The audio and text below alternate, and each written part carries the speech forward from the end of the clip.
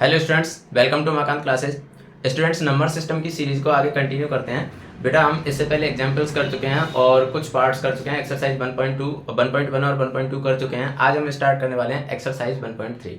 तो बहुत नॉर्मल से क्वेश्चन है। मैंने कल की क्लास में आपको बोला भी था कि अगली क्लास में आने से पहले आप वो क्वेश्चन ट्राई करना। अगर आपने जेन्युइनली वो क्वेश्चन ट्राई किए हैं तो आपसे जरूर हो गए होंगे, क्योंकि सारे क्वेश्चन बहुत नॉर्मल है इसमें, तो आप आसानी से इनको देख सकते हो। चलिए एक एक करके हम क्वेश्चंस को देखते हैं। देखो, पहला क्वेश्चन आपको क्या दिया हुआ है, write the decimal form and say what kind of decimal expansion each has. यानी ये कुछ क्वेश्चंस आपको दे रखे हैं। आपको क्या करना है कि पहले तो इनकी डेसिमल फॉर्म लिखनी है, और डेसिमल फॉर्म लिखने के बाद में कौन से टाइप का डेसिमल एक्सपेंशन है वो आपको बताना है। ठीक है, कौन से टाइप का है, मतलब टर्मिनेटिंग है या नॉन टर्मिनेटिंग है। अगर नॉन टर्मिनेटिंग है तो नॉन टर्मिनेटिंग रिक्यूरिंग है, या फिर नॉन टर्मिनेटिंग नॉन रिक्यूरिंग है, ये आपको बताना है। ठीक है, तो चलिए एक एक को ट्राई करते हैं। सबसे पहले जैसे मान लो मैं फर्स्ट क्वेश्चन की बात करूं तो 36 डिवाइड बाई 100। अब इसमें तो मुझे नहीं लगता कि आपको लंबा डिवीजन करने की जरूरत होगी। आपको पता है कि 1 के आगे 2 जीरो है, 1 के आगे 2 जीरो है, मतलब 2 डिजिट आफ्टर डेसिमल लगा देना है आपको। तो बहुत नॉर्मल सा है कि ये कितना हो जाएगा बेटा, 0.36। और 0.36 हो गया, कोई नंबर रिपीट नहीं हो रहा है, आगे भी कंटिन्यू नहीं रह रहा है। इसका मतलब ये नंबर कौन सा हो गया बेटा, टर्मिनेटिंग हो गया। टर्मिनेटिंग हो गया मतलब इसे आप बोल सकते हो शांत दशमलव प्रसार। ठीक है, आप ऐसे भी समझ सकते हो। मैंने आपको शांत और अशांत को पहचानने का तरीका बताया था कि पहले तो आप क्या करो, सिंपलेस्ट फॉर्म में लिख लो, और सिंपलेस्ट फॉर्म में लिखने के बाद में डिनोमिनेटर के फैक्टर कर दो, प्राइम फैक्टर। अगर उसमें ओनली 2 या ओनली 5 या 2 और 5 दोनों आ रहे हैं तब तो वो कौन सा हो जाएगा, टर्मिनेटिंग हो जाएगा। और या फिर अगर इनके अलावा कोई दूसरा आ रहा है तो फिर वो नॉन टर्मिनेटिंग हो जाएगा। अब आप 100 के जब प्राइम फैक्टर करोगे तो क्या आएंगे बेटा, 2 इंटू 2 इंटू 5 इंटू 5, यही आएंगे। ठीक है, तो अब ये आएंगे तो इसका मतलब सीधा सा है कि 2 raise to power 2 into 5 raise to power 2। आप देख पा रहे हो 2 raise to power m into 5 raise to power n की फॉर्म में आ गया, इसलिए ये कौन सा हो जाएगा, टर्मिनेटिंग हो जाएगा। तो अगर आपसे डिवाइड के लिए नहीं बोलता, डायरेक्ट के लिए बोलता, तो डायरेक्ट आप इस मेथड से भी कर सकते थे। क्लियर है? ओके, तो ये तो था आपका फर्स्ट क्वेश्चन। अब सेकंड देखते हैं। देखो सेकंड में आपको क्या दिया हुआ है, सेकंड में बोला है बेटा 1/11। ठीक है, तो देखो 1/11 का जब आप डेसिमल एक्सपेंशन करते हो तो आप अगर डायरेक्ट कर पाते हो बहुत अच्छी बात है, अगर डायरेक्ट नहीं कर पाते तो आप डिवाइड करके चेक कर सकते हो। ठीक है, तो जैसे देखो आपने 0 लगाया और पॉइंट लगाया तो यहाँ 10 हो गया, लेकिन 10 भी डिवाइड नहीं होगा, तो इसलिए वापस एक 0 लगा दिया, तो यहाँ कितना आ जाएगा, 100। और 100 को आप 11 से डिवाइड करोगे तो 9 टाइम्स हो जाएगा, फिर वापस रिमाइंडर 1 बच जाएगा। तो इसका मतलब यही नंबर क्या होते रहेंगे बेटा, रिपीट होते रहेंगे। क्लियर है? अगर आपको ऐसे समझ में नहीं आया हो तो आप ऐसे देख सकते हो। देखो 1 को डिवाइड किया 11 से तो 0 लगा के पॉइंट लगाया तो यहाँ 0 हो गया। फिर अब यहाँ पर 10 है, 10 11 से डिवाइड नहीं हो सकता, तो यहाँ 0 लगाओगे, फिर यहाँ 0 लगा दिया, तो 11 9 जा 99, रिमाइंडर कितना रहा, 1। अब वापस अगर देखोगे तो वही रिपीट होता रहेगा। देखो 0 लगाया, यहाँ 10 हो गया, फिर उसके बाद सॉरी पॉइंट लगा हुआ है तो एक 0 तो ऑलरेडी लगा सकते हैं, फिर 0 लगा के एक 0 और लगा दिया, उसके बाद में 11 9 जा 99, वापस वही चीज चलती रहेगी। ठीक है, तो आप इसको लिख सकते हो 0.9 बार, सॉरी 0.09 बार। ठीक है, और जब यहाँ पर बार लग जाएगा तो बेटा ये कौन सा हो जाएगा, non terminating recurring. Non terminating recurring, जब बार लग जाएगा तो रिक्यूरिंग होगा, और बार नहीं लगेगा, कंटिन्यू रिपीट होते रहे, सॉरी रिपीट नहीं हो, या अगर रिपीट हो रहे हैं तो एक पैटर्न में रिपीट हो रहे हैं, तो फिर वो कौन सा हो जाएगा, नॉन टर्मिनेटिंग नॉन रिक्यूरिंग। ठीक है, तो ये तो कौन सा होगा बेटा, रिक्यूरिंग होगा, रिक्यूरिंग। इसको आप अगर मैं हिंदी में बोलना चाहूं तो हिंदी में बोल सकता हूं कि अशांत अनवसानी आवर्ती। क्लियर है? तो ये इसका दशमलव प्रसार होगा। ठीक है, उसके बाद में अगला देखते हैं। तो देखो थर्ड नंबर पर जो आएगा वो क्या आ जाएगा बेटा, 4 and 1/8। तो 4 and 1/8 के लिए आपके पास दो ऑप्शन है कि या तो आप 4 पॉइंट लगा के और डेसिमल एक्सपेंशन लिख दो, या फिर आप पहले से सिंपल फ्रैक्शन में कन्वर्ट कर लो और उसके बाद में डेसिमल एक्सपेंशन कर लो, बात एक ही होगी। ठीक है, जैसे मान लो अगर आप इसे सिंपल फ्रैक्शन में कन्वर्ट करते हो तो कितना आ जाएगा बेटा, 33/8। 33 कहां से आया, 8 4 जा 32 और 1 33। ठीक है, अब 33/8, 33 को 8 से डिवाइड कर दो, तो 8 4 जा 32, पॉइंट लगाया, 10 हो गया, 8 1 जा 8, रिमाइंडर 2, 8 2 जा 16, 8 5 जा 40, तो 4.125। और यहाँ पर नंबर रिपीट नहीं होंगे, इसलिए ये जो टाइप है वो कौन सा हो जाएगा बेटा, टर्मिनेटिंग हो जाएगा। क्लियर है? टर्मिनेटिंग डेसिमल एक्सपेंशन यानी शांत दशमलव प्रसार।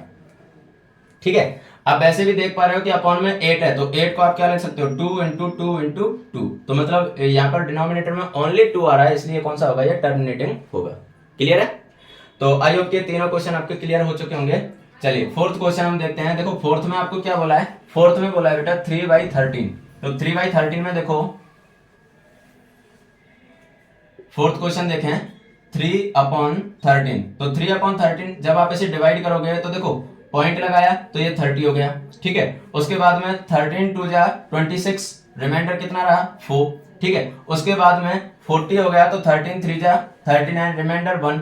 उसके बाद में 0 लगाया और उसके बाद में एक और 0 लगा के और 13 7 जा कितने हो जाएंगे बेटा 91। उसके बाद में रिमाइंडर कितना रहा 9, तो 9 रिमाइंडर रहा। उसके बाद में चलो इधर देख लेते हैं, 3 को डिवाइड करना है 13 से, देखो 0 लगाया पॉइंट तो ये हो गया 30, तो 13 2 जा 26, रिमाइंडर 4। उसके बाद में 0, 13 3 जा 39, रिमाइंडर 1। फिर यहाँ पर पॉइंट की वजह से एक 0 लग गया, फिर उसके बाद में यहाँ 0 लगा के और ये 0 लगा दिया, तो 13 7 जा कितने हो जाएंगे 91। यहाँ पर कितना रहा 9, पॉइंट लगा हुआ है तो 0। उसके बाद में 13 6 जा 78, रिमाइंडर कितने रहे 12। उसके बाद में 120, तो ये कितने हो जाएंगे 13 9 जा 117, रिमाइंडर कितना रहा 3। अब 3 रिमाइंडर आ गया, वापस वहीं से कंटिन्यू हो जाएगा, तो ये नंबर रिपीट होने लग जाएगा बेटा 2 3 0 7 6 9, और इस पर क्या आ जाएगा बार आ जाएगा। अब बार आ गया क्योंकि यहाँ पर देखो ये जो नंबर था वही वापस हमें क्या मिल गया, रिमाइंडर मिल गया, तो इसलिए ये नंबर रिपीट होने लग जाएंगे आगे, ठीक है। अब रिपीट होने लग जाएंगे तो इसलिए ये कौन सा हो गया non terminating recurring, non terminating recurring, recurring. Clear है? यानी अशांत अनवसानी आवर्ती दशमलव प्रसार, ठीक है। ओके, उसके बाद में अगला देखते हैं फिफ्थ नंबर पर, और फिफ्थ नंबर पर क्या है 2/11। तो 2/11 में क्या आ जाएगा, देखो सबसे पहले तो आपने पॉइंट लगाया तो ये हो गया 20, और 20 में 11 से डिवाइड करोगे तो 11 बन जाए 11। अब कितने बचे 9, तो 9 का हो गया 90, और 11 8 जा 88, वापस रिमाइंडर 2 मिल गया, तो वापस यही कंटिन्यू हो जाएगा, तो 0.18 बार आ जाएगा। और जैसे ही बार आया तो इसका डेसिमल एक्सपेंशन कौन सा हो गया बेटा non terminating recurring, non terminating recurring, ठीक है। आप चाहो तो ऐसे डेसिमल एक्सपेंशन करके देख सकते हो, जो लॉन्ग डिवीजन है उससे करके देख सकते हो, कोई प्रॉब्लम नहीं है, ठीक है। उसके बाद में अगला देखते हैं सिक्स्थ, और सिक्स्थ इसको इसमें दिया हुआ है 329/400। अब देखो 400 के जब आप फैक्टर करोगे तो 2 और 5 में ही आएंगे, तो ऑब्वियस सी बात है ये होगा तो कैसा डेसिमल एक्सपेंशन कैसा होगा टर्मिनेटिंग होगा, यानी शांत होगा, ठीक है। लेकिन अब इसने डेसिमल एक्सपेंशन के लिए भी बोला है तो फिर हम कर लेते हैं डेसिमल एक्सपेंशन। तो जब अब देखो डेसिमल एक्सपेंशन करेंगे तो 329 को जब आप डिवाइड करोगे 400 से, तो पहले तो 0 लगा के पॉइंट लगाया तो यहाँ पर 0 आ जाएगा, और 400 8 जा कितने हो जाएंगे बेटा 3200। अब कितने बचे 90 बचे। अब यहाँ पॉइंट लगा हुआ है तो 0 लगा दिया, 400 2 जा 800, अब कितने बचे 100, तो यहाँ पॉइंट लगा हुआ है वापस 0 लगा दिया, 400 2 जा 800, अब कितने बचे 200, फिर पॉइंट लगा हुआ है 0 लगा दिया, तो ये कितने हो गए 5। क्लियर है? तो इसका डेसिमल एक्सपेंशन बेटा कितना आ जाएगा 0.8225, ठीक है। आगे आपको रिमाइंडर क्या मिल जाएगा, रिमाइंडर क्या मिल जाएगा आपको इसमें 0, और रिमाइंडर 0 मिलते ही ये कौन सा डेसिमल एक्सपेंशन हो गया बेटा टर्मिनेटिंग, यानी शांत दशमलव प्रसार। क्लियर है? तो ये था बेटा आपका फर्स्ट क्वेश्चन, जिसमें आपको डेसिमल एक्सपेंशन निकालने थे, और डेसिमल एक्सपेंशन का आपको टाइप भी बताना था कि कौन से टाइप का ये डेसिमल एक्सपेंशन होगा। क्लियर? चलिए अब हम चलते हैं सेकंड क्वेश्चन पर। देखिए बेटा सेकंड क्वेश्चन आपको क्या दिया हुआ है, सेकंड क्वेश्चन में बोला है कि यू नो दैट, आपको दिया हुआ है 1/7 की वैल्यू आपको दे रखी है, ठीक। आगे बोला है can you predict what the decimal expansion of 2/7 3/7 and this, मतलब आपको 1/7 की वैल्यू दे रखी है। अब इसने पूछा है कैन यू प्रिडिक्ट, मतलब क्या आप अनुमान लगा सकते हो कि इनकी वैल्यू, इनका डेसिमल एक्सपेंशन क्या होगा। आगे क्या बोला है without actually doing the long division, यानी आपको इनके लिए लॉन्ग डिवीजन नहीं करना है, ठीक है। इनके लिए आपको लॉन्ग डिवीजन नहीं करना है। फिर पूछा है इफ सो हाउ, अगर मतलब आप बिना उसके कर सकते हो, बिना लॉन्ग डिवीजन के कर सकते हो, तो फिर कैसे कर सकते हो, ठीक है। अब आपके दिमाग में एक चीज आ रही होगी कि सर जब हम लॉन्ग डिवीजन कर सकते हैं तो क्यों इतनी माथापच्ची करना, है ना। तो बेटा कैलकुलेशन अपनी यहीं से स्ट्रॉन्ग होती है, ठीक है। और हमें कैलकुलेशन को स्ट्रॉन्ग बनाना है ताकि आगे चल के हमें प्रॉब्लम ना हो, तो इसलिए हम ये अलग अलग मेथड सीखते हैं। और इसीलिए आपको ये चीज़ें बताई जाती हैं कि नहीं ऐसा नहीं करना है, ऐसा करना है। आपने जब सेकंड चैप्टर पढ़ा होगा तो उसमें देखा होगा कि आपको बोला गया कि नहीं आइडेंटिटी को यूज ही नहीं करना है, आपको डायरेक्ट मल्टीप्लाई करना है। सॉरी, आइडेंटिटी को यूज करके मल्टीप्लाई करना है, डायरेक्ट मल्टीप्लाई नहीं करना है। जबकि आप बहुत आसानी से डायरेक्ट मल्टीप्लाई कर सकते हो, तो आइडेंटिटी का यूज क्यों बोला? वो इसीलिए ताकि आपकी कैलकुलेशन स्ट्रांग हो जाए। तो बस ऐसे ही टाइप के क्वेश्चन होते हैं। चलिए, इसका सॉल्यूशन जब हम देखते हैं तो बहुत नॉर्मल सा सॉल्यूशन है। देखो आपको दिया हुआ है कि 1/7 की वैल्यू कितनी है बेटा, 0.14287 इस पर लगा हुआ है बार। अब आपसे क्या पूछा है, 2/7 की वैल्यू।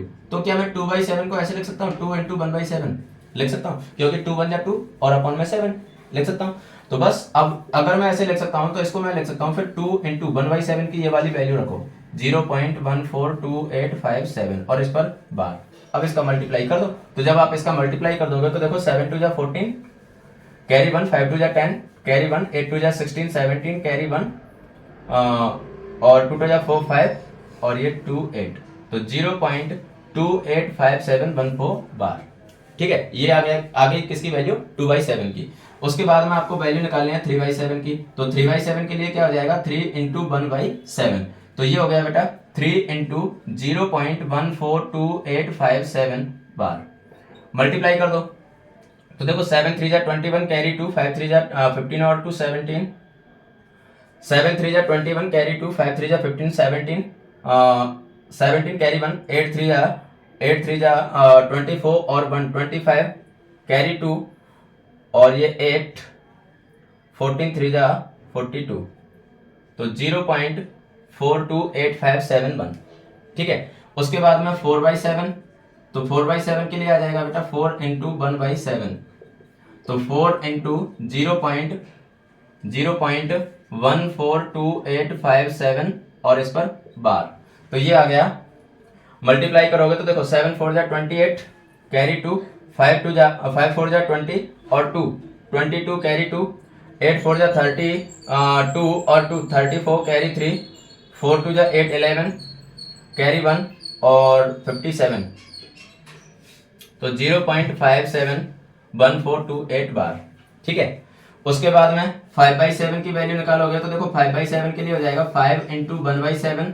तो ये हो जाएगा बेटा 5 इंटू 0.14287 और इस पर पूरे पर क्या लगा दिया आपने, बार, ठीक है। तो ये हो जाएगा, देखो जब मल्टीप्लाई करोगे तो 7 5 जा 35 कैरी 3, 5 5 जा 25 और 3 28 कैरी 2, 8 5 जा 40 और 2 42 कैरी 4, 5 2 जा 10 और 14 14 कैरी 1 और ये कितना हो जाएगा बेटा 71।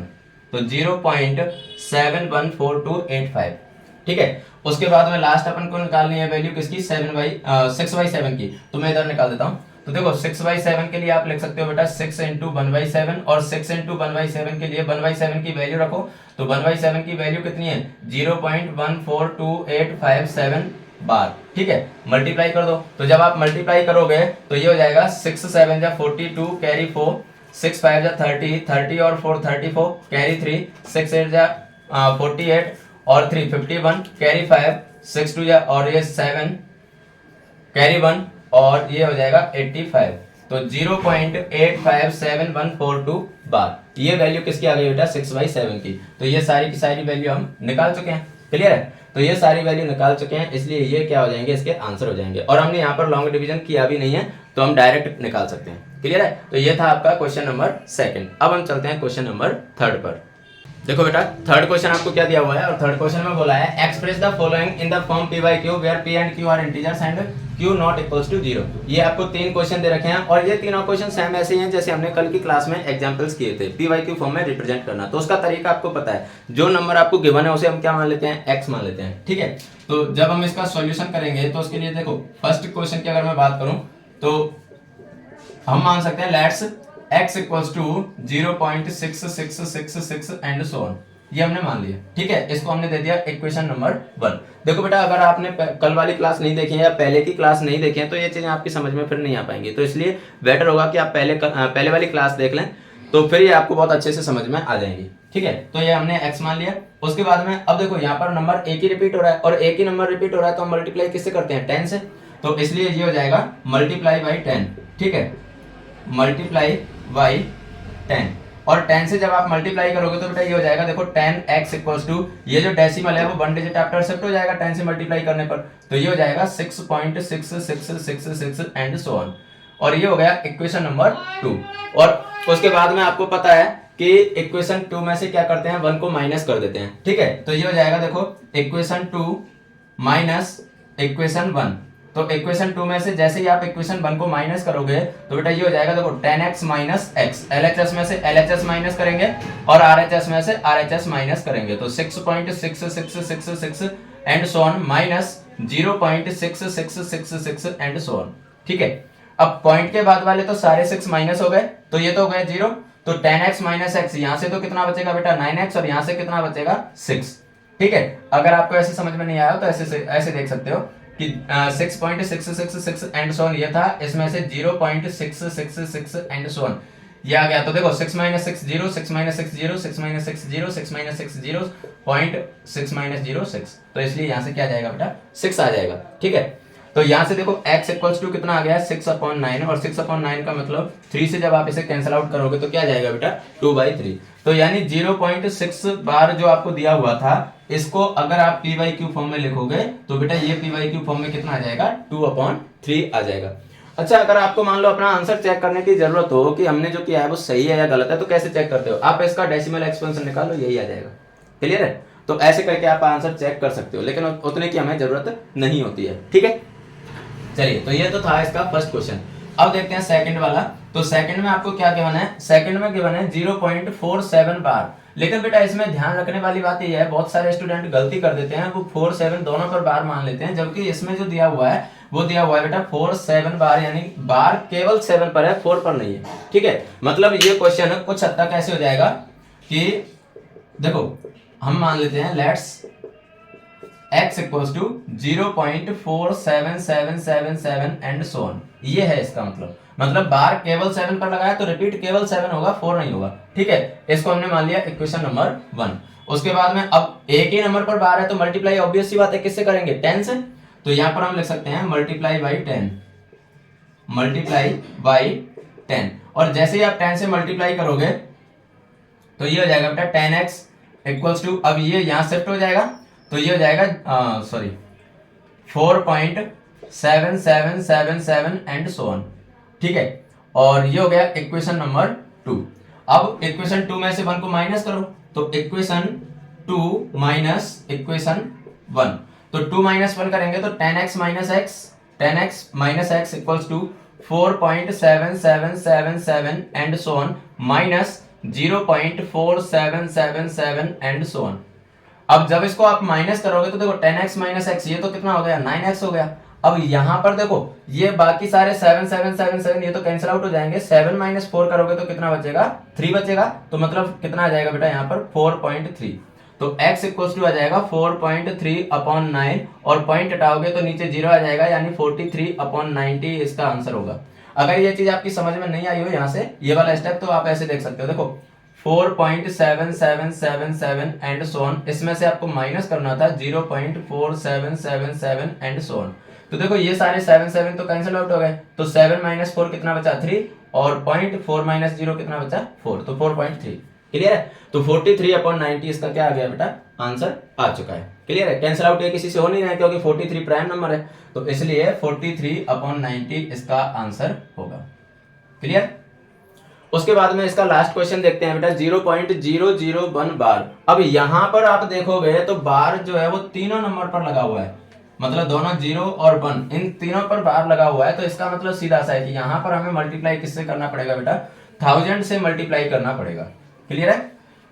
तो देखो सेम इसके जैसा ये होगा, देखो लेट्स x इक्वल्स टू 0.001 बार, ठीक है। लेट्स x इक्वल्स टू 0.001 बार, बार की वजह चलो आप इसे रिपीटिंग फॉर्म में ही लिख लो, तो 001 001 एंड सो ऑन, ठीक है। तो ये हो गया इक्वेशन नंबर 1।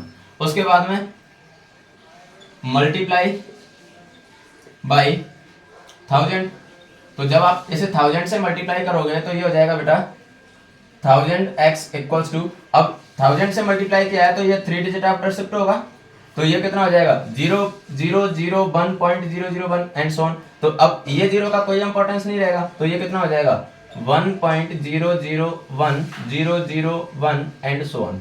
ये हो गया इक्वेशन नंबर 2। ठीक है, अब 2 में से 1 को माइनस करो, तो इक्वेशन 2 माइनस इक्वेशन 1, तो इक्वेशन 2 में से 1 को माइनस करोगे तो ये हो जाएगा बेटा 1000x minus x equals to 1.001001 and so on minus 0.001001 and so on. ठीक है, अब माइनस जब आप करोगे तो देखो 1000 में से 1 को माइनस करोगे तो 999x आ जाएगा इक्वल्स टू, अब यहाँ पर पॉइंट के बाद वाले तो सारे नंबर कैंसिल आउट हो जाएंगे, तो यहाँ पर कितना बचेगा बेटा 1 बचेगा। ठीक है, तो x इक्वल्स टू कितना आ जाएगा 1/999, तो ये इसका आंसर होगा x इक्वल्स टू 1/999। तो ये आपके तीनों क्वेश्चंस के आंसर थे। ठीक है, तो ये था बेटा आपका क्वेश्चन नंबर 3। अब हम चलते हैं क्वेश्चन नंबर 4 पर। देखिए बेटा, ये आपके लिए क्वेश्चन नंबर 4, और क्वेश्चन 4 में क्या बोला है, express 0.999 and so on in the form PYQ। मतलब पहले तो जैसे हमने अभी क्वेश्चन किए थे सेम उसके जैसे इसे PYQ फॉर्म में रिप्रेजेंट करना है। आगे का क्वेश्चन क्या बोला है, are you surprise by your answer, क्या आप अपने आंसर से सरप्राइज हो, with your teacher and classmates discuss why the answer make sense. तो अब ये जो आगे वाला क्वेश्चन है इसको हम आगे देखेंगे, जब इसका आंसर आएगा तब हम इस पर डिस्कस करेंगे। तो फिलहाल तो हमें हमारा काम क्या है कि इसको PYQ फॉर्म में रिप्रेजेंट करना है। तो देखो PYQ फॉर्म में जब हम इसे रिप्रेजेंट करेंगे तो तरीका तो वही होगा, let's x equals to 0.9999 and so on. ठीक है, अब इसको दे दिया हमने इक्वेशन नंबर 1, मल्टीप्लाई कैसे कर देंगे 10 से, तो ये हो जाएगा बेटा मल्टीप्लाई बाई 10 मल्टीप्लाई बाई 10, तो ये हो जाएगा देखो 10x इक्वल्स टू, अब ये 1 डिजिट आफ्टर शिफ्ट हो जाएगा तो 9.999 एंड सो ऑन। ये हो गया इक्वेशन नंबर 2। इक्वेशन 2 में से 1 को माइनस करेंगे तो ये हो गया देखो इक्वेशन 2 माइनस इक्वेशन 1। ठीक है, तो देखो 10x minus x equals to 9.999 and so on minus 0.999 and so on. ठीक है, माइनस करोगे तो देखो यहाँ पर बचेगा 9x और यहाँ पर क्या बचेगा बेटा 9 बचेगा, क्योंकि पॉइंट के बाद वाले तो सारे कैंसिल आउट हो जाएंगे। तो x इक्वल्स टू कितना आ जाएगा बेटा 9/9, और 9/9 का मतलब क्या हो जाएगा 1। ये तो हो गया इसका PYQ फॉर्म। ठीक है, PYQ फॉर्म यानी 9/9 इसका PYQ फॉर्म आ गया। इसने क्या पूछा है, are you surprised by your answer, क्या आप अपने आंसर से सरप्राइज हो। ऑब्वियस सी बात है सरप्राइज है, क्योंकि इससे पहले मैंने आपको क्या बोला कि जब PYQ फॉर्म आ जाए तो उसके बाद में आप उसका डेसिमल एक्सपेंशन कर सकते हो, डेसिमल एक्सपेंशन वही आने वाला है। यहाँ तो PYQ फॉर्म आई क्या है 9/9 आई है, तो 9/9 का आप डेसिमल एक्सपेंशन कैसे निकालोगे, तो बना जाएगा। ठीक है, तो इसने पूछा है with your teacher and classmate discuss why the answer make sense, यानी ये ऐसा क्यों हुआ, उसका रीजन क्या है, ये आपको डिस्कस करना है। वैसे तो कह रही है क्वेश्चन इलॉजिकल है यहाँ से कि डिस्कस करो वगैरह वगैरह, ये एग्जाम के पॉइंट ऑफ व्यू से नहीं है, बट डिस्कस करने को बोला है तो मैं आपको बता दूं। देखो आप एक चीज समझना कि 0.999 एंड सो ऑन जब मैं लिख रहा हूँ 0.9999 एंड सो ऑन जब मैं लिख रहा हूँ तो इसका मतलब क्या है कि ये टेंड्स टू 1 जा रहा है। टेंड्स टू 1 का मतलब क्या है, इसकी वैल्यू एग्जैक्ट 1 तो नहीं है, ये तो हम जानते हैं कि एग्जैक्ट 1 तो नहीं है, लेकिन जितना आगे हम नंबर्स को लिखते चले जाएंगे उतना ही ये 1 के करीब होता चला जाएगा। समझ में आया, जितना। अब जैसे आप एक चीज समझना कि जैसे मान लो मैं 1 में से माइनस कर दूं, मान लो मैं 1 में से माइनस कर दूं कितना 0.00000000001, ये अगर मैं माइनस कर दूं क्या 1 पर कोई फर्क पड़ेगा, क्या नहीं पड़ेगा, अप्रोक्सीमेटली 1 ही आ जाएगा। तो यहां पर भी अप्रोक्सीमेटली ये किसके इक्वल आ रहा है बेटा 1 के इक्वल आ रहा है। ऐसा क्यों हो रहा है, आप एक चीज समझना, जैसे मैंने आपको जनरली एक ही एग्जांपल देता हूं मैं, जब इस टाइप के क्वेश्चन होते हैं तो जनरली एक एग्जांपल देता हूं कि अंबानी के पास इतना पैसा है। ठीक है, अंबानी ले लो, या मैंने जनरल वे में बोला है अंबानी, बाकी आप कोई भी ले सकते हो, बिल गेट्स ले लो, अडानी ले लो, कोई भी जो मतलब उद्योगपति हैं, बिजनेसमैन है, उनकी बात कर रहा हूँ मैं। मान लो उनके पास से 150 रुपये खो जाए, उनको कोई फर्क पड़ेगा, उठाएंगे भी नहीं वो। अगर उनसे गिर भी जाएंगे ना तो वो उठाएंगे भी नहीं, कोई फर्क ही नहीं पड़ेगा उन पर, उनकी जो प्रॉपर्टी है वो इतनी है।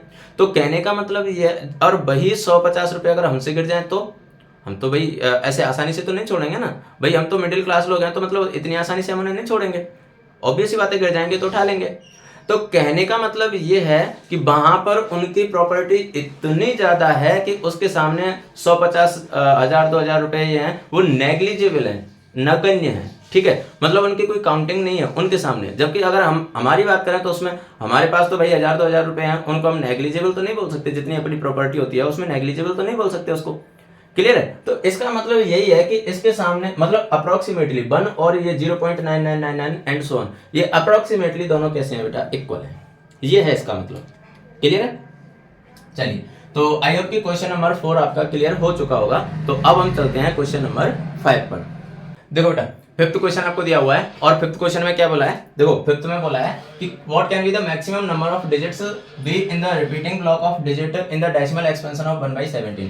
यानी अगर आप 1/17 का डेसिमल एक्सपेंशन करते हो, दशमलव प्रसार करते हो, तो उसमें मैक्सिमम कितने नंबर रिपीट हो सकते हैं ये आपको बताना है। ठीक है, पहले तो आपको डायरेक्टली बताना है ये। उसके बाद में क्या बोला है कि perform the division to check your answer. अब आपका जो आंसर आ रहा है उसको चेक करने के लिए आपको डिवाइड भी करना पड़ेगा। ठीक है, तो आप एक चीज हमेशा ध्यान रखो बेटा कि जैसे 1/17 या 1/15 या जो भी आपको दे रखा है उसके अपॉन में कितने मैक्सिमम नंबर रिपीट हो सकते हैं ये डिपेंड करेगा उसके डिनोमिनेटर पर। उसका जितना डिनोमिनेटर है ना उससे जस्ट एक कम नंबर तक मैक्सिमम नंबर रिपीट हो सकते हैं। कहने का मतलब क्या हुआ कि अगर यहाँ पर 1/17 है, इसका मतलब इसमें मैक्सिमम 16 नंबर रिपीट हो सकते हैं। अगर बोल दिया 1/5 है तो मैक्सिमम 4 नंबर रिपीट हो सकते हैं। अगर बोल दिया 1/11 है, मैक्सिमम 10 नंबर रिपीट हो सकते हैं। बेटा ध्यान रखना, मैं मैक्सिमम की बात कर रहा हूं। अगर आप बोल दो कि सर 1/5 में तो नहीं हो रहे नंबर रिपीट, 1/5 का मतलब तो कितना हो जाएगा, पॉइंट लगा के 2। समझ में आया? तो 0.2, तो यहाँ पर तो नंबर रिपीट नहीं हो रहे हैं, ओनली एक ही नंबर है, रिपीट ही नहीं हो रहे। तो मैंने क्या बोला, मैक्सिमम नंबर। ध्यान रखना बेटा, यहाँ पर क्या बोला है, what can be the maximum number of this. ठीक है, तो मैक्सिमम नंबर की बात करें, ज्यादा से ज्यादा इतने रिपीट हो सकते हैं, उससे ज्यादा नहीं हो सकते। तो इसका आंसर क्या हो जाएगा बेटा, इसका आंसर हो जाएगा कि maximum 16 numbers can be repeat in decimal expansion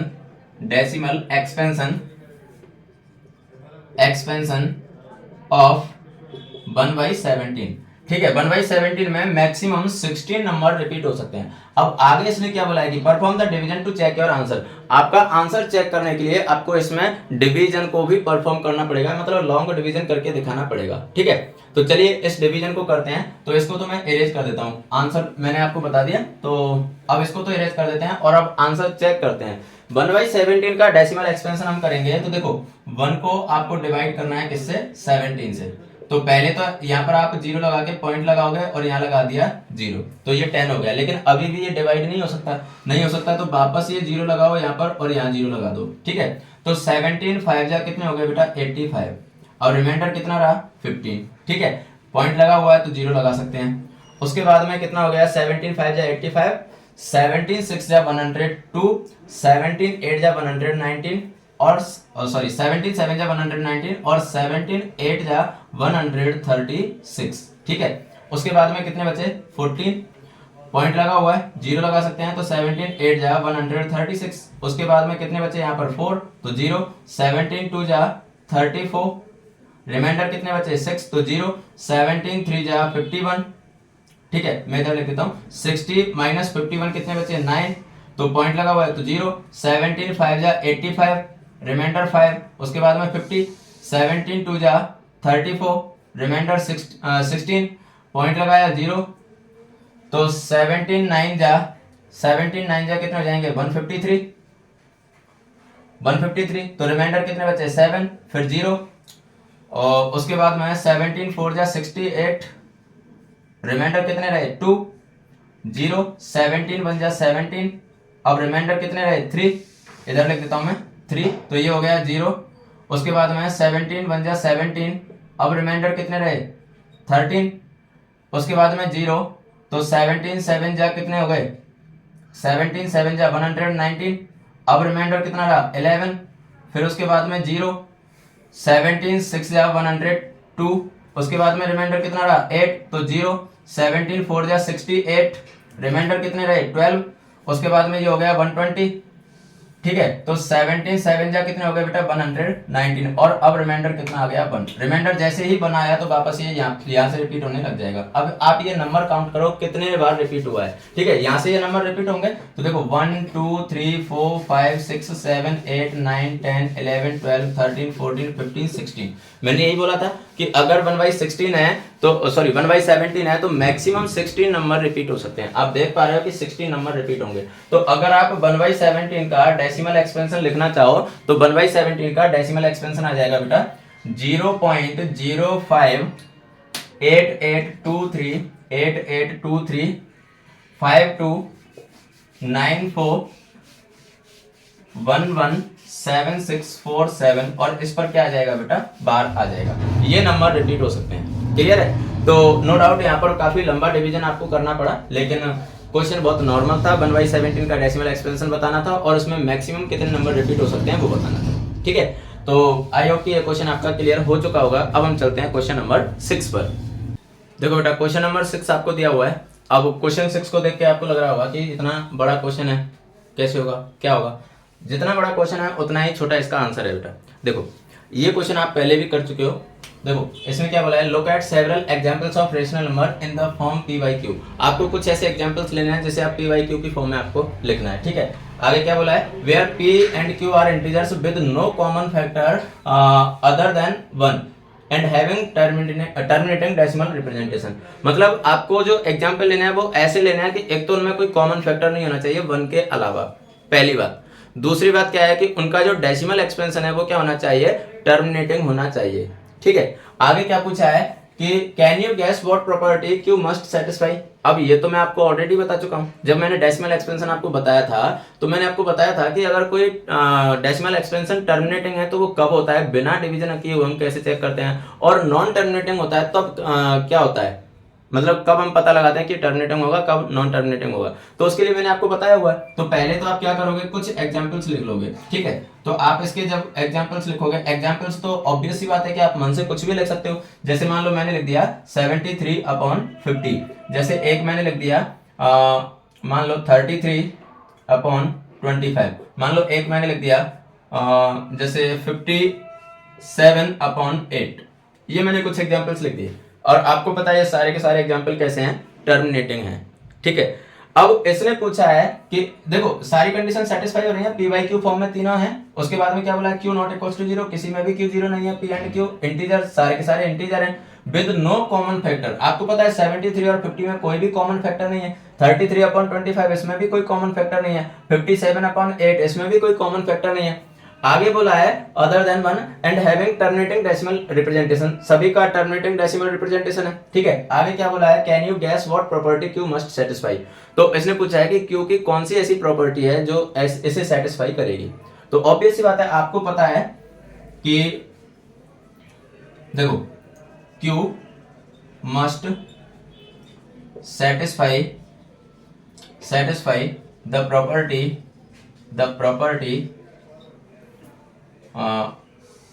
2 raised to power m into 5 raised to power n, where m and n are whole number। या तो आप इसे होल नंबर बोल सकते हो या फिर आप इसे नॉन नेगेटिव इंटीजर भी बोल सकते हो, एक ही बात है। ठीक है, तो इस प्रॉपर्टी को सेटिस्फाई करना चाहिए। मैं ये आपको डेसिमल एक्सपेंशन में बता चुका हूं कि अगर इस प्रॉपर्टी में क्यू है तो फिर वो क्या हो जाएगा, टर्मिनेटिंग हो जाएगा, और इसमें अगर नहीं है तो फिर वो नॉन टर्मिनेटिंग हो जाएगा। क्लियर है, तो इस प्रॉपर्टी को सेटिस्फाई करना चाहिए। इंडिविजुअली अगर मैं कहूं तो मैं कह सकता हूं कि 2 का कोई फैक्टर और 5 का कोई, मतलब 2 की कोई पावर 5 की कोई पावर की फैक्टर के फॉर्म में होना चाहिए। अगर इनके अलावा कोई आता है तो फिर वो हो जाएगा नॉन टर्मिनेटिंग। क्लियर है, तो ये था इसका आंसर। अब आप देख सकते हो कि जितना बड़ा क्वेश्चन था उससे छोटा तो इसका आंसर निकला। ठीक है, तो आई होप कि ये क्वेश्चन आपको बहुत अच्छे से समझ में आ चुका होगा। तो ये था क्वेश्चन नंबर 6। अब हम चलते हैं बेटा क्वेश्चन नंबर 7 पर। देखो बेटा लास्ट के 3 क्वेश्चन मैंने आपको एक साथ लिख दिए हैं तो बार बार में उसकी जरूरत नहीं पड़ेगी। देखो इसने क्या पूछा है, बहुत नॉर्मल से क्वेश्चन है कि write 3 numbers whose decimal expansion are non terminating non recurring. बहुत नॉर्मल क्वेश्चन है कि आपको अशांत, अनवसानी, अनावर्ती का कोई 3 एग्जाम्पल देने हैं। ठीक है, तो आप नॉर्मली कोई भी दे सकते हो, मैंने आपको बता रखा है कि पैटर्न में जब भी कोई नंबर रिपीट होते हैं तो फिर वो अशांत अनवसानी अनावर्ती होता है, ठीक है। तो आप उसमें कोई भी एग्जाम्पल ले सकते हो, एग्जाम्पल तो हम अपने मन से ले सकते हैं। तो देखो इसका आंसर आप लिख सकते हो, जैसे मान लो आपने लिख दिया 0.2300230023000 एंड सो ऑन। मतलब आप देख पा रहे हो कि 23 फिर 1 0 फिर 23 2 0 23 3 0 23 4 0 23 5 0 इस टाइप से जब रिपीट हो रहा है तो ऑब्वियस सी बात है ये कौन सा हो गया, नॉन टर्मिनेटिंग नॉन रिक्यूरिंग, ठीक है। इसने 3 एग्जाम्पल के लिए बोला, कोई भी 3 एग्जाम्पल आप ले सकते हो। जैसे मान लो आपने लिख दिया 0.8718711 87111 87111 एंड सो ऑन, ये भी नॉन टर्मिनेटिंग नॉन रिक्यूरिंग हो गया, ठीक है। एक और एग्जाम्पल लिख सकते हो, जैसे मान लो आपने लिख दिया 2.3542 354242 35424242 एंड सो ऑन। यहाँ पर भी आप देख पा रहे हो 35 फिर 1 टाइम्स 42 फिर 35 फिर 2 टाइम्स 42 फिर 35 3 टाइम्स 42। तो ये भी क्या हो गया, नॉन टर्मिनेटिंग नॉन रिक्यूरिंग हो चुका है, क्लियर है। तो ये आपने इसके 3 एग्जांपल्स दे दिए। तो मुझे नहीं लगता कि इस क्वेश्चन में आपको कोई प्रॉब्लम होगी। जरूरी नहीं है कि जो मैंने एग्जांपल्स बताए हैं यही आप लिखो या जो बुक में बता रखे हैं वही आप लिखो, आप अपने मन से भी लिख सकते हो, बस नॉन टर्मिनेटिंग नॉन रिक्यूरिंग होने चाहिए, ठीक है। उसके बाद में अगला क्वेश्चन देखते हैं, find 3 different irrational number between the rational numbers 5/7 and 9/11। तो 5/7 और 9/11 के बीच में 3 अलग अलग इरेशनल नंबर आपको बताने। देखो रेशनल नंबर निकालने के लिए तो आपको पता है कि उसके सक्सेसर से मल्टीप्लाई कर देते थे, लेकिन इरेशनल के लिए जब पूछता है तो आपको क्या करना है, पहले तो इन दोनों का डेसिमल एक्सपेंशन निकाल लेना है, और डेसिमल एक्सपेंशन निकालने के बाद में उनके बीच वाले कोई भी नंबर आप बता सकते हो जो non terminating non recurring type के हों, ठीक है। तो देखो सबसे पहले तो आप क्या करोगे, क्वेश्चन 8 का जो आंसर लिखोगे तो उसके लिए सबसे पहले तो आपको 5/7 का क्या निकाल लेना है, डेसिमल एक्सपेंशन निकाल लेना है। तो 5/7 का जब आप डेसिमल एक्सपेंशन निकालोगे तो पॉइंट लगाया तो ये हो गया 50, तो 7 7 जा 49, रिमाइंडर 1, 7 बन जा 7, उसके बाद में रिमाइंडर 3, तो 7 4 जा 28, रिमाइंडर 2, 7 2 जा 14, रिमाइंडर 6, 7 8 जा 56, रिमाइंडर 4, 7 5 जा 35 और रिमाइंडर 5, तो रिमाइंडर 5 आते ही इस पर क्या जाएगा बेटा, 12 आ जाएगा, ठीक है। उसके बाद में अब देखो ये कैसे निकाला, आप डिवाइड करके नॉर्मल वे में निकाल सकते हो, रफली आप इसको डिवाइड करके देख सकते हो, ठीक है। उसके बाद में 9/11, तो 9/11 का जब आप निकालोगे तो 0 पॉइंट लगाते ही 90 हो गया, तो ये आ जाएगा 8, फिर 8 आते ही 88 हो गया, 88 तो रिमाइंडर 2, फिर 11 बन जा 11 तो 9, तो 0.81 इसका क्या आ जाएगा बेटा, डेसिमल एक्सपेंशन आ जाएगा। अब आप यहाँ से एक चीज समझना, यहाँ है 0.71 और यहाँ है 0.81। अभी थोड़ी देर के लिए भूल जाओ 0.71 और 0.81 है, आप तो ये ध्यान रखो 71 और 81 है, तो 71 और 81 के बीच वाले कोई भी non terminating non recurring type के डेसिमल एक्सपेंशन लिख दो, वही इसका आंसर हो जाएगा। इसने 3 पूछा है तो कोई भी 3 आप कितने भी लिख सकते हो, जरूरी नहीं है 3 लिखो, आप कितने भी लिख सकते हो, लेकिन इसने 3 पूछा है तो आप 3 लिख दो, ठीक है। इसने पूछा ना 3 डिफरेंट इरेशनल नंबर, तो देखो ये हो जाएंगे कि 0.71 और 81 के बीच वाले, तो 0.731 7311 73111 73111 एंड सो ऑन, ये हो गया। आप लिख सकते हो 0.7825782525 एंड सो ऑन। आप लिख सकते हो 0.8080008000 एंड सो ऑन। आप देख पा रहे हो कि तीनों के तीनों ही इन दोनों के बीच में है, तो इसलिए ये 3 इरेशनल नंबर हो गए। इरेशनल क्यों हुए, क्योंकि तीनों ही non terminating non recurring type का डेसिमल एक्सपेंशन है, इसलिए इरेशनल हो गए, क्लियर है। तो ये क्वेश्चन भी आई थिंक आपका क्लियर हो चुका होगा, ये दोनों क्वेश्चन क्लियर हो चुके हैं। उसके बाद में लास्ट जो क्वेश्चन है इस एक्सरसाइज का, इसमें क्या बोला है बेटा कि आपको क्लासिफाई करना है कि कौन सा जो नंबर है वो रेशनल है और कौन सा नंबर है वो इरेशनल है, ये आपको चेक करना है। तो देखो बहुत आसान है पहचानना, जिसको PYQ फॉर्म में लिखा जा सके वो तो रेशनल, और जिसे PYQ फॉर्म में नहीं लिखा जा सके वो इरेशनल। तो देखो इसको कैसे क्लासिफाई करोगे आप, देखो √23, क्या 23 आपको पता है कि अगर अंडर रूट के अंदर परफेक्ट स्क्वायर नंबर आ जाता है तब तो वो रेशनल होता है, और परफेक्ट स्क्वायर नंबर नहीं आता है तो कैसा होता है, इरेशनल। आपको पता है 23 परफेक्ट स्क्वायर नहीं है, क्योंकि 4 का स्क्वायर 16 होता है और 5 का 25 होता है, तो 23 तो कहीं नहीं आया। इसका मतलब ये नंबर कौन सा हो गया बेटा, इरेशनल नंबर हो गया, क्लियर है। ये नंबर कौन सा हो गया, इरेशनल हो गया। 225 परफेक्ट स्क्वायर है क्या? बिल्कुल है। किसका होता है? 15 का होता है। तो आप इसकी वैल्यू कितनी लिख सकते हो? 15 लिख सकते हो। और 15 तो कैसा है? रेशनल है, इसलिए ये नंबर कैसा हो गया बेटा? रेशनल नंबर हो गया। मैंने आपको बता रखा है कि अगर अंडर रूट के अंदर परफेक्ट स्क्वायर आ गया तो रेशनल, और नॉट परफेक्ट स्क्वायर आया तो इरेशनल। तो ये नॉट परफेक्ट स्क्वायर था इसलिए इरेशनल, इरेशनल बोले तो अपरिमेय, ठीक है, और रेशनल बोले तो परिमेय। क्लियर?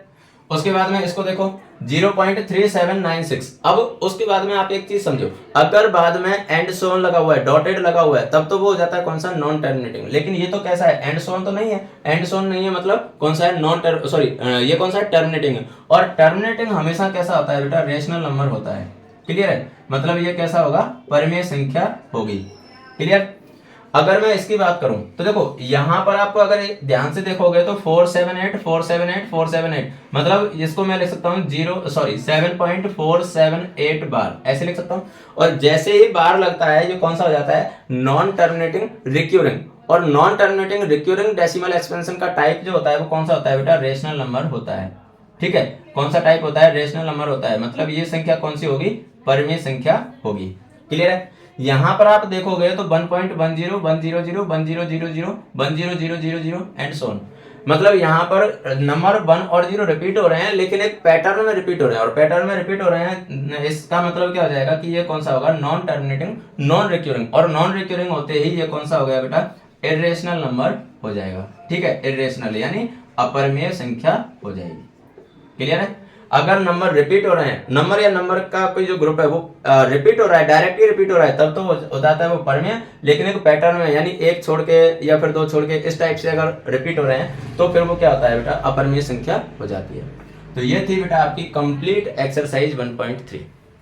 आई होप कि अच्छे से ये क्लियर हो चुकी होगी। हमने हर एक क्वेश्चन को कवर किया है, तो मुझे नहीं लगता कि कोई क्वेरी होगी। फिर भी अगर कोई क्वेरी है तो आप कमेंट बॉक्स में कमेंट कर सकते हो, अगली क्लास में हम उसको सॉल्व कर लेंगे। ठीक है, तो चलिए आज के लिए इतना ही, और आज की क्लास को यहाँ पर करते हैं खत्म। मिलते हैं कल की क्लास में नए जोश, नए जुनून, नई एनर्जी के साथ में। तब तक के लिए हंसते रहिए, मुस्कुराते रहिए, पढ़ते रहिए, खेलते रहिए और सफलता की ओर बढ़ते रहिए। Bye bye, thank you.